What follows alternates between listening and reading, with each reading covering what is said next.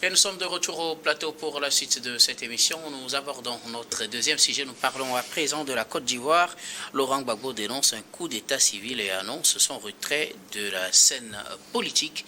L'ex-président ivoirien Laurent Gbagbo, candidat récalé pour l'élection présidentielle de cette année en Côte d'Ivoire, a accordé un entretien à Faux Médias ce mercredi, entretien au cours duquel il est revenu bien évidemment sur la situation politique de la Côte d'Ivoire, sa non-participation à cette élection présidentielle, les projets du PPSI pour les prochaines élections, surtout ce qui est en vue pour les législatives, et aussi sa carrière politique. Il démarre à 10 ans qu'il n'y a pas de retraite en politique, ce n'est pas pour partir en retraite, mais il va se remettre en retraite, il ne sera plus au premier plan très prochainement après les législatives. Mais pour ce qui concerne la situation actuelle en Côte d'Ivoire, il estime que le président Alassane Ouattara a opéré plutôt un coup d'état civil. Nous en parlons avec nos invités. Je commence par vous, Samir Orosama. Pour Laurent Gbagbo, Alassane Ouattara a opéré un coup d'état civil en Côte d'Ivoire. Il appelle à la mobilisation. Ben écoutez, docteur Guillaume, je suis peiné, je suis attristé. Je me dis qu'après 63 ans d'indépendance, nous avons été incapables de mettre en place des institutions fortes, indépendantes, qui participent au renforcement de notre démocratie. Après 63 années de pratiques démocratiques, nous sommes incapables d'organiser des élections sans pour autant que ces élections ne soient entourées des divergences, des violences, des querelles partisanes et de beaucoup de choses. C'est parce que nous avons échoué. Aujourd'hui, quand vous prenez la situation de la Côte d'Ivoire, vous vous rendrez compte que le régime en place au niveau donc, de ce pays a fait en sorte que toutes les institutions impliquées dans l'organisation des élections, que ces institutions soient inféodées au parti au pouvoir. Ce n'est pas une particularité de la Côte d'Ivoire. C'est la réalité en Afrique francophone. C'est-à-dire que vous avez des organes qui sont censés dire le droit dans le cadre donc, du processus électoral et qui laissent les tests de côté pour faire plaisir à un dirigeant qui n'est que serviteur donc, de l'État, qui n'est là que pour un temps. Et donc c'est normal que le président Gbagbo, qui n'est pas des moindres d'ailleurs au niveau donc, de l'échiquier politique ivoirien, puisse dire que nous sommes en face d'un coup d'état civil. Parce qu'en fait, quand vous regardez la manière dont la candidature de certains acteurs politiques a été écartée, si vous voyez les raisons qui ont été avancées par ceux qui sont censés incarner le droit, mais vous allez vous dire véritablement qu'après 63 ans d'indépendance, est-ce que nous méritons que ces institutions-là se comportent de la sorte où on manipule le droit pour écarter nos potentiels adversaires. On manipule le droit parce qu'on sait que si on dit le droit, si on se conforme à la volonté du législateur, mais nous-mêmes on sera frappés par cette disposition-là. Et donc c'est ce que le président sortant Alassane Ouattara a réussi à faire avec l'appui de l'armée, parce qu'il a la force de l'État de son côté. Et donc, quand Samir, par exemple, quand vous dites cela, je ne sais pas à quelle institution exactement vous faites allusion, mais vous allez voir que suivant les règles, le processus, en tout cas jusqu'à présent, ce qu'on sache, s'est déroulé selon les principes de la Constitution ivoirienne. Il faut des dépôts de candidatures. Les candidatures doivent être analysées par la Cour constitutionnelle. C'est elle qui valide les candidatures pour ces élections. Certaines candidatures ont été récalées parce qu'on reproche aux candidats certaines choses. Je ne sais pas exactement de quoi vous voulez parler. Je ne sais pas si vous voulez parler de la CEI ou bien peut-être d'autres organes qui interviennent dans l'organisation de ces élections. Est-ce que vous avez vu la manière dont le Conseil constitutionnel a charcuté le droit? Pour vous, non, attendez, est-ce que vous avez vu la manière dont ils ont charcuté le droit pour écarter un certain nombre de potentiels adversaires du président? Je vous donne juste un exemple. En droit, il y a un principe. C'est-à-dire que en droit pénal, pour que vous soyez poursuivi devant la juridiction, il faut qu'il y ait une plainte. On dit que le président Laurent Gbagbo, je pense qu'il a évoqué dans son interview, on dit que le président Laurent Gbagbo a été condamné par contumace dans l'affaire de braquage de la CEDEAO. De la BCEAO, autant pour moi. Mais la BCEAO n'a jamais porté plainte. Bien sûr. Oui. Et donc, vous comprenez un peu les contorsions. Et lors du procès, la BCEAO a même dit que son institution... Vous voyez les contorsions du droit, véritablement. On dit par exemple que... Là, vous revenez carrément au procès. Non, moi je donne juste un exemple, puisque vous avez demandé que j'évoque un certain nombre de choses. Mais on dit par exemple que chaque année électorale est censée être marquée par la révision des listes électorales.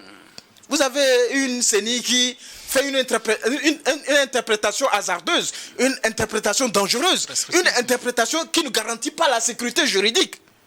Qui dit que c'est après les élections qu'ils vont procéder à la révision électorale. Alors que le but de la révision électorale, c'est de prendre en compte plusieurs catégories de personnes qui ne figuraient pas sur la liste électorale, qui à un moment donné ont recouvert leurs droits civils et politiques, qui à un moment donné ont atteint la majorité et tout. Il y a énormément de choses. Je peux multiplier autant d'exemples. Et on fait en sorte que qu'on ait un scrutin contrôlé de bout en bout, un scrutin où on s'assure que ceux qui peuvent nous déranger, nous gêner, on les met de côté. Et de l'autre côté, vous avez un président de la République qui dit une chose le matin, le soir, il dit le contraire. Il dit qu'il est temps de passer la main à la jeunesse, à la nouvelle génération.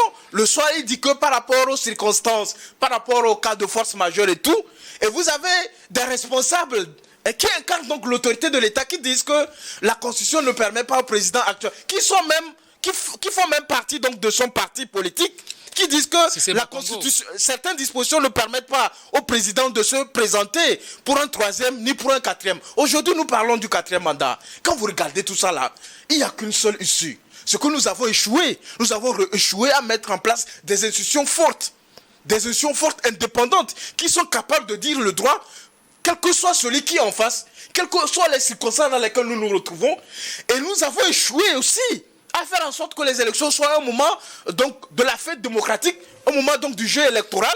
Ça devient un moment de violence, un moment de guerre, un moment de conflit, un moment de chasse contre l'homme et tout cela. Et c'est ce que nous voyons en Côte d'Ivoire. Et nous l'avons vu par le passé dans d'autres pays de l'Afrique de l'Ouest. Nous le voyons quotidiennement au niveau de l'Afrique centrale, notamment ce qui se passe au Cameroun et tout ça. Là, je pense qu'on en parlera. Donc aujourd'hui, je suis tenté de dire que le président Laurent Gbagbo a fait un constat exact de la situation qui se présente en Côte d'Ivoire. Parce qu'aujourd'hui, ceux qui l'accompagnent pour légitimer son quatrième mandat, je ne sais pas quel accord ils ont signé avec le président Alassane Dramane Ouattara, mais eux-mêmes consciencieusement, ils sont conscients qu'ils ne gagneront pas ces élections. Vous parlez des autres candidats, les opposants qui sont candidats. Même dans leurs rêves, Docteur Guillaume, je vous assure, ils sont conscients qu'ils ne gagneront pas. D'ailleurs, même j'ai suivi un des candidats, Bion, qui disait que... rapidement, nous reviendrons peut-être... Non, qui disait que l'option A, c'est Alassane Ouattara, et lui, c'est l'option B. Mais comment un acteur politique peut tenir des propos comme ça? Ça veut dire que lui-même, il n'est pas confiant. Il se dit que bon, on va aller voir, on va aller essayer voir ce que ça va donner, et tout cela. Et donc, c'est normal. Laurent Gbagbo, il est déçu. Il est déçu parce qu'il voulait un bis repetita de 2010. Malheureusement que cela ne lui a pas permis de prendre sa revanche sur Alassane Ouattara, qu'il juge avoir battu correctement dans les urnes en 2010, véritablement.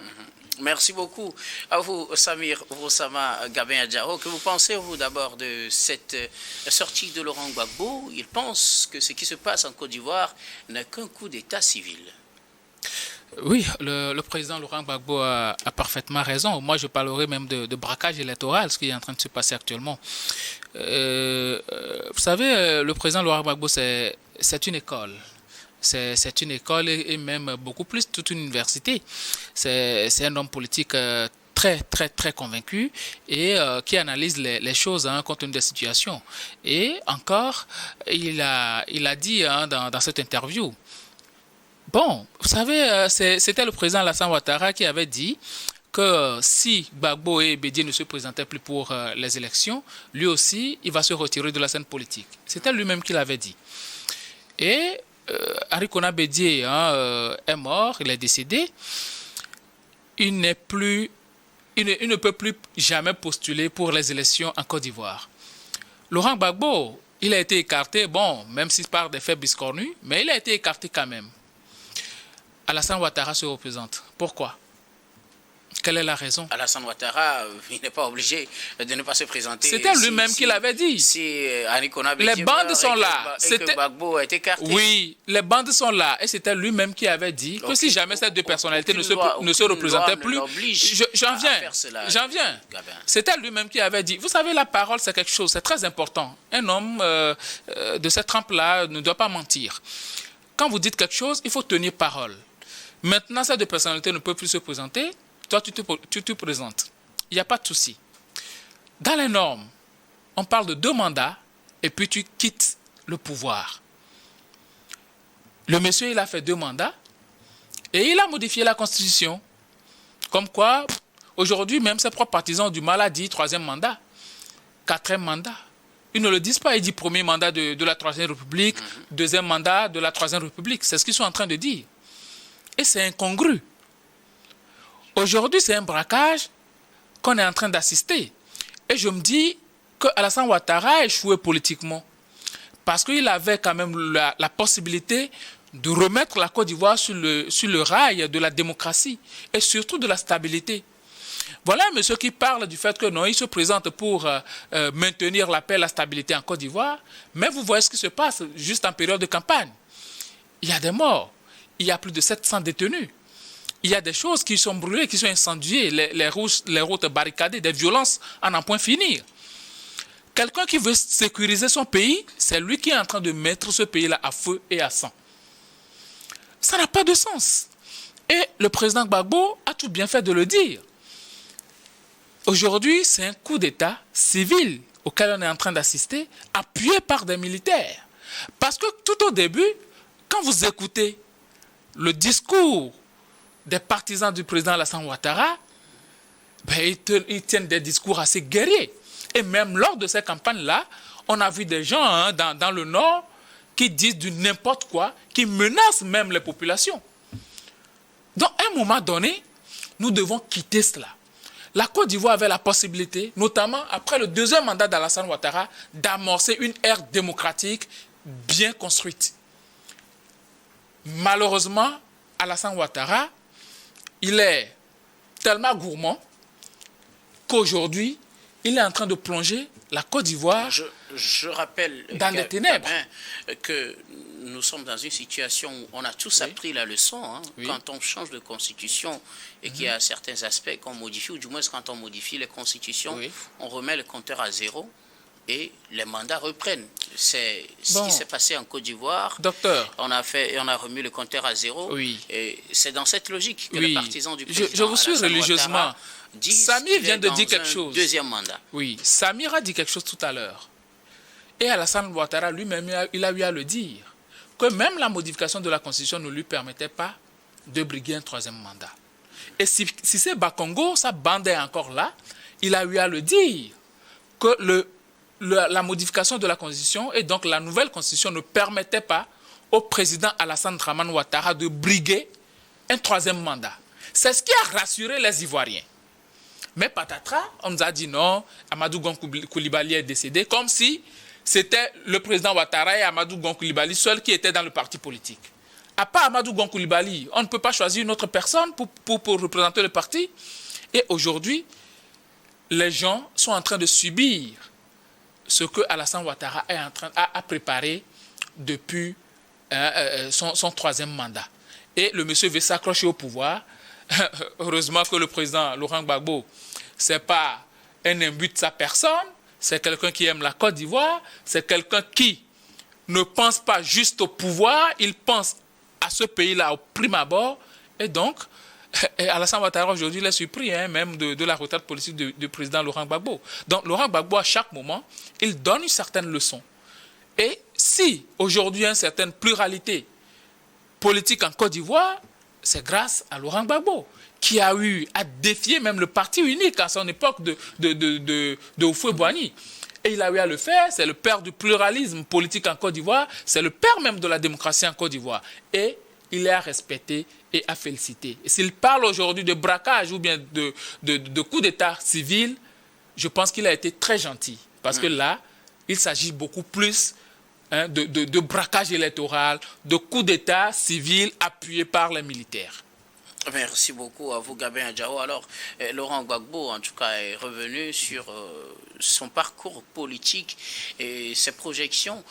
Apparemment, il est prêt à laisser le parti. On avait cru qu'après le passage du FPI au PPACI, qu'il allait continuer à gérer le parti. On se disait, c'est parce qu'il n'était pas prêt à laisser la politique qu'il a créé le PPACI en laissant le FPI à Finguessan. Et de là aussi, quand on a vu Awad Dombello se déclarer candidat, et tout ce qu'il y a eu après avec le remplacement, le limogeage d'Awad Dombello, on s'était dit que le président Gbagbo n'était pas prêt pour le moment à quitter la scène politique.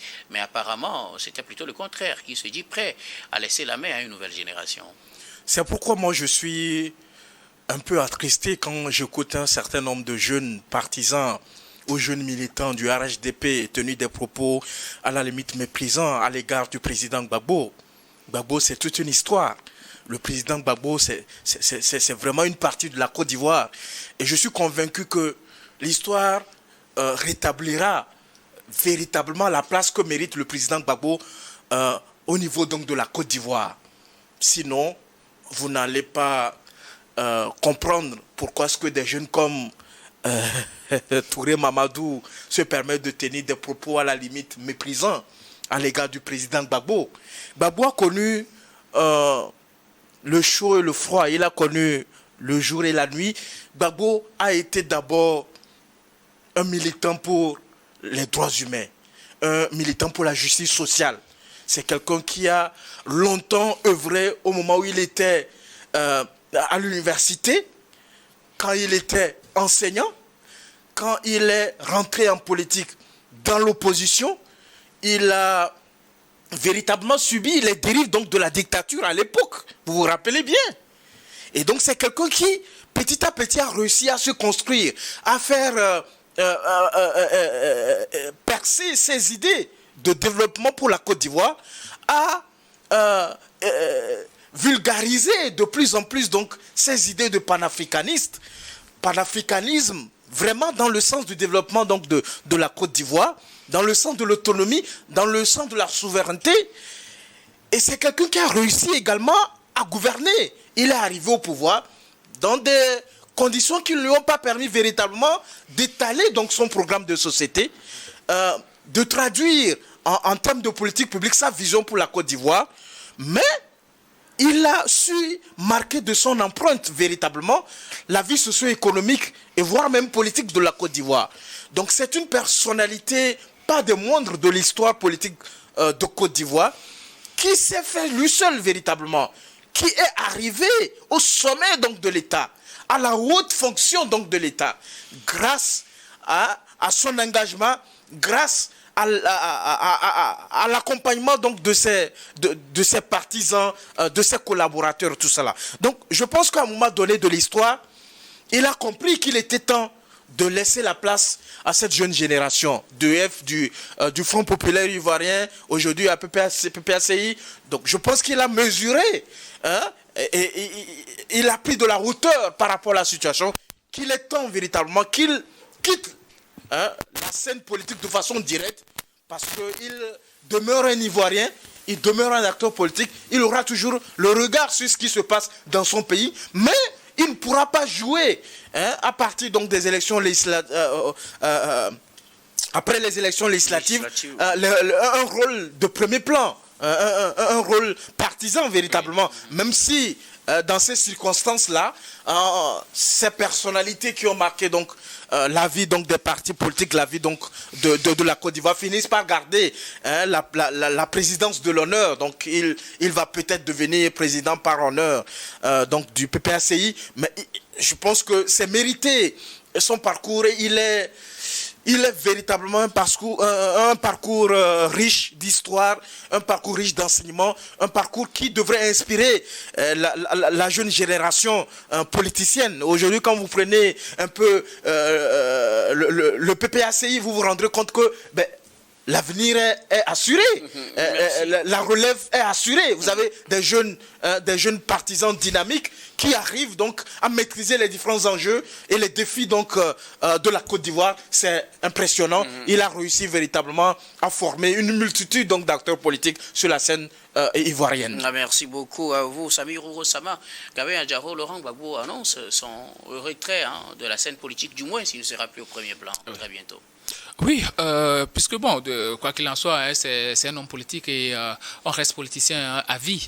Donc, mais compte tenu de l'âge et de certaines choses, il va un peu prendre du recul et quand même donner des conseils à la jeune garde qui va prendre la relève. Et c'est ça un politicien.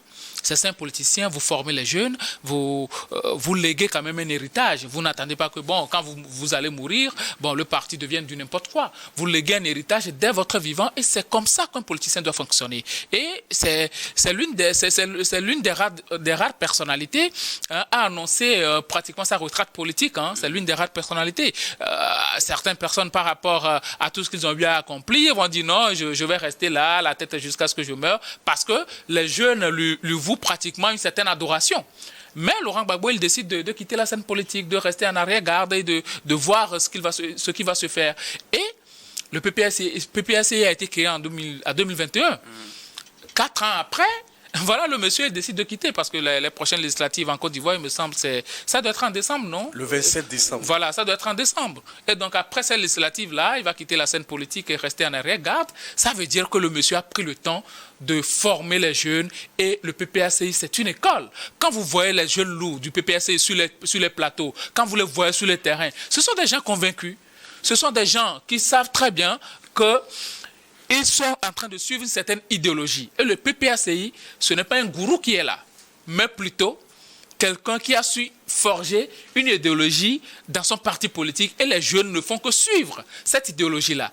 On a vu comment il a été traîné dans la boue, dans cette histoire de FPI et tout ça. On lui a même retiré son parti politique, mais il est revenu et aujourd'hui, il est devenu l'homme politique de premier plan. Depuis la sortie de Laurent Gbagbo hier, plus personne ne parle même des élections en Côte d'Ivoire. On ne parle que de la sortie de Laurent Gbagbo. Ça veut dire que c'est une personnalité de premier rang en Côte d'Ivoire et il mérite tout son respect. Sa sortie, c'est une très belle sortie et même sa retraite politique, on ne peut que l'applaudir. C'est un exemple pour non seulement les politiciens ivoiriens, mais aussi et surtout pour tous les politiques africaines. Merci beaucoup à vous tous pour vos contributions. Nous allons marquer la pause pour le journal, puis on reviendra tout à l'heure pour la suite de cette émission.